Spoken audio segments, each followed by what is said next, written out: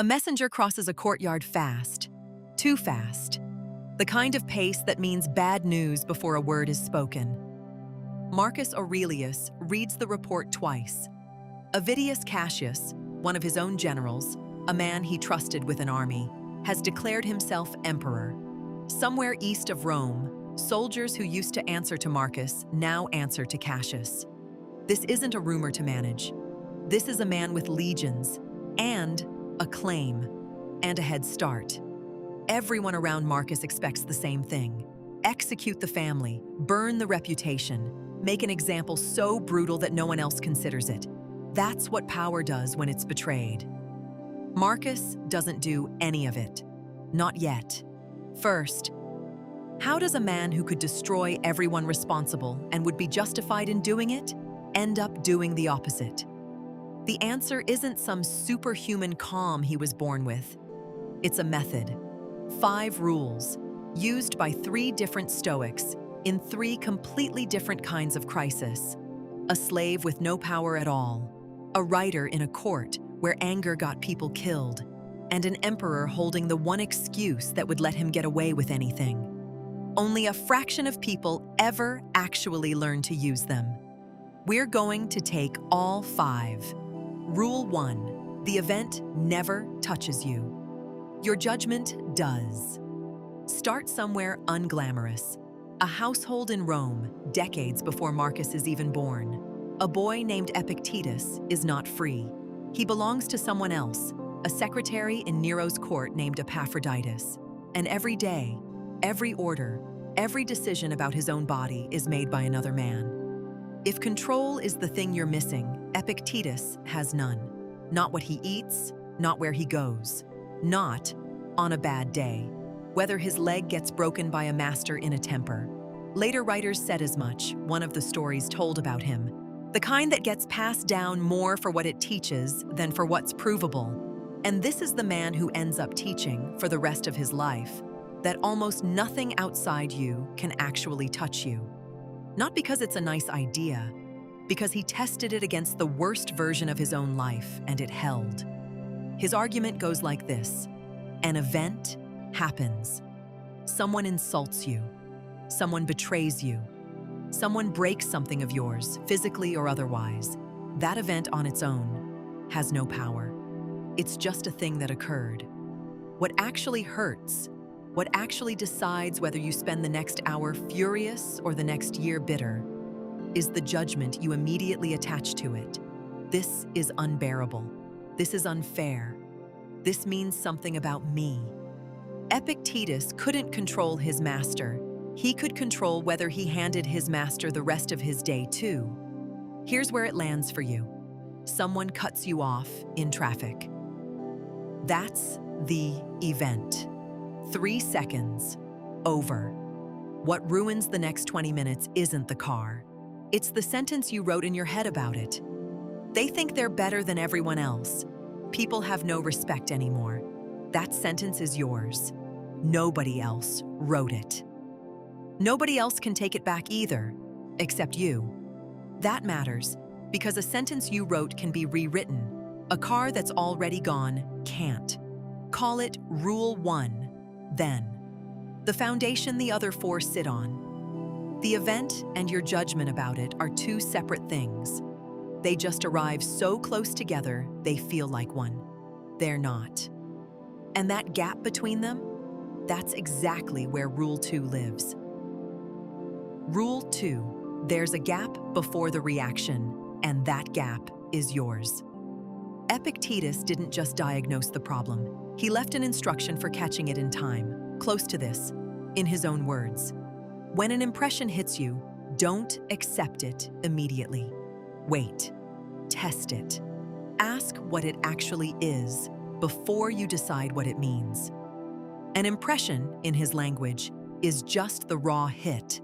The insult lands, the message comes through, the news arrives.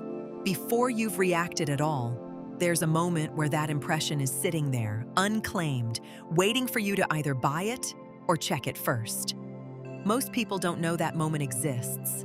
It happens in under a second, so it feels like the reaction and the event are the same event. They're not. There's a door in between, and it's open for exactly as long as you're willing to notice it. Test the impression. Is this actually as bad as it feels right now? Is this really about me? Or is this about them? Do I know the whole situation? Or just the 3 seconds I just saw? You don't need minutes for this. You need 1 breath's worth of delay before your mouth or your thumbs commit you to something you can't take back. That's the actual mechanism behind not reacting.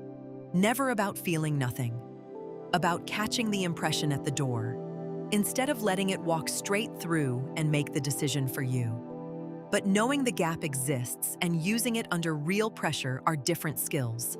For that, we turn to a writer who watched what happens to people who never use it at all, in a place where that failure was fatal. Rule 3. Anger feels like justice. It's a decision dressed as a reflex. Seneca wrote a book called On Anger, and he didn't write it in a calm era. He wrote it in the shadow of a court where the emperor's mood wasn't background noise. It was a matter of who got to keep living. A wrong word, a wrong look, and a man's temper could end someone's life before lunch. Watching that up close taught Seneca something most people never sit still long enough to notice. Anger isn't a reflex. It feels instant, involuntary, like something that simply happens to you.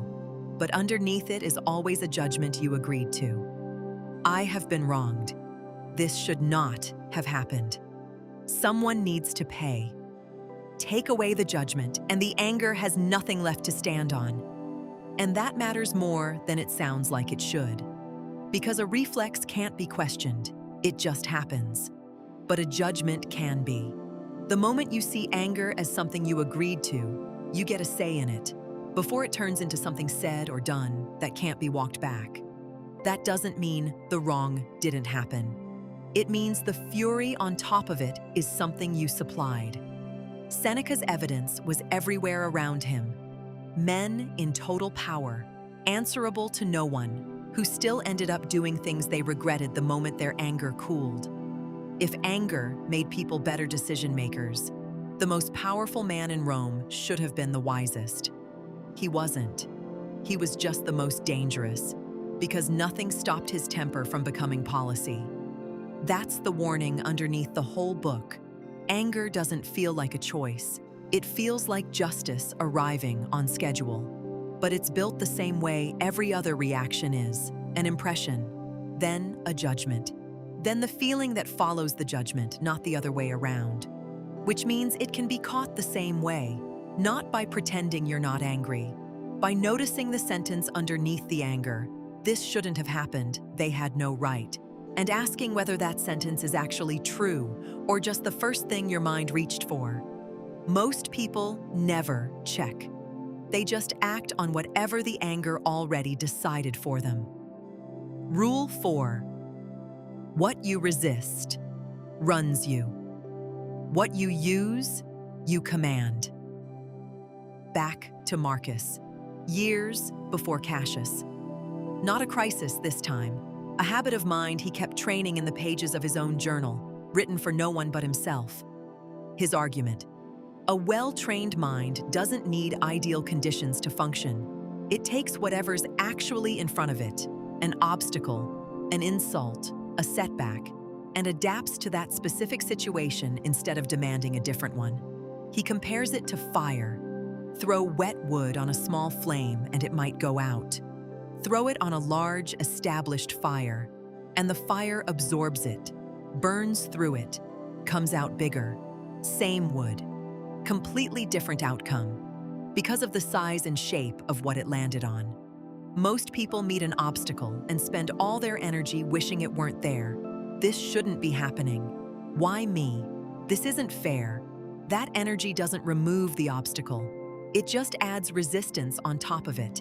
And resistance is exhausting in a way the obstacle itself usually isn't. The alternative isn't pretending the obstacle is good.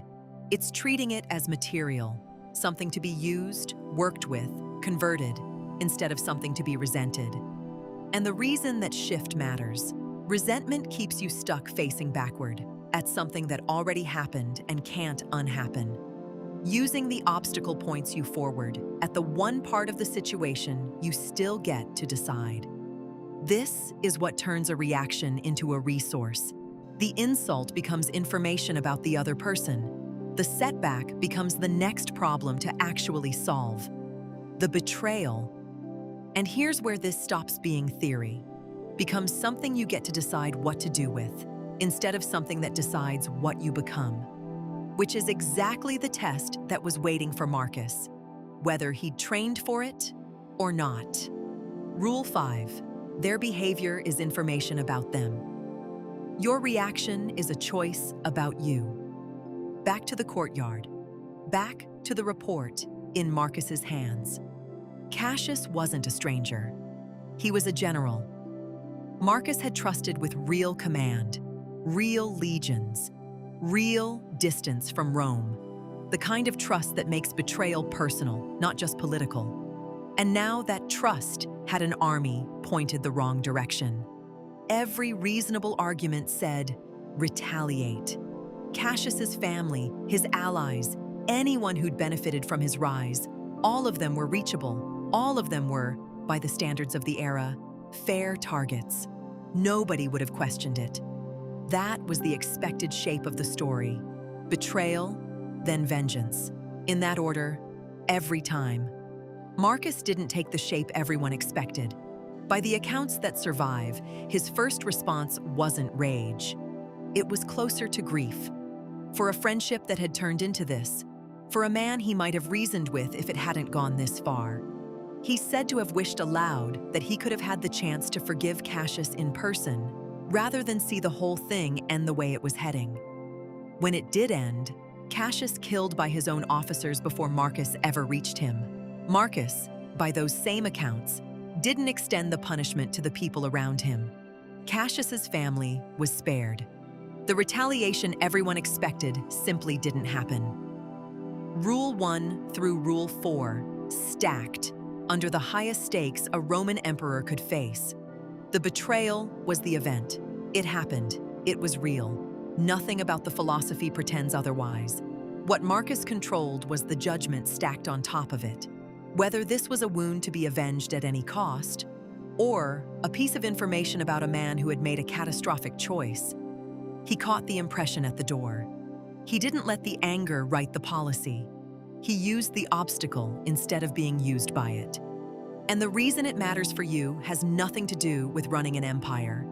It's the same mechanism at a smaller scale, every single day. Someone's behavior toward you is data about them. Their pressure, their fear, their own reasoning, whatever produced it. Your reaction is the one piece of the whole situation that's actually yours to decide. Conflating the two, treating their behavior as something that gets to author your response, is how people hand control of themselves to whoever provoked them last. Marcus didn't. That's the whole rule. Here's what connects an enslaved teacher, a writer in a murderous court, and an emperor who chose not to retaliate. None of them were naturally calm. Nothing about their circumstances made restraint easy. If anything, their situations gave them the most justification imaginable to react as hard as they wanted. What they had instead was a method. Separate the event from the judgment. Catch the impression before it becomes a decision. Notice that anger is a verdict, not a weather system. Use the obstacle instead of resenting it. And remember that someone else's behavior is information about them, not an instruction for you. None of this is about becoming unbothered. Marcus grieved. Seneca wasn't pretending injustice didn't exist. Epictetus wasn't numb to what was done to him. The point was never to feel less. It was to stop letting the first judgment, the fastest, angriest, least accurate one, get to make the decision on your behalf. That's the actual difference between the 1% and everyone else. Not that they don't get provoked, that they catch the gap before the provocation finishes writing the story for them. Most people will hear all 5 of these and still react exactly the same way tomorrow. Because knowing a rule and using it in the half second it matters are two different skills, and only one of them gets trained by watching a video. If this actually landed, the way to keep it isn't to remember 5 rules. It's to notice, just once today, the gap between something happening and you deciding what it means. That's it. That's the whole practice.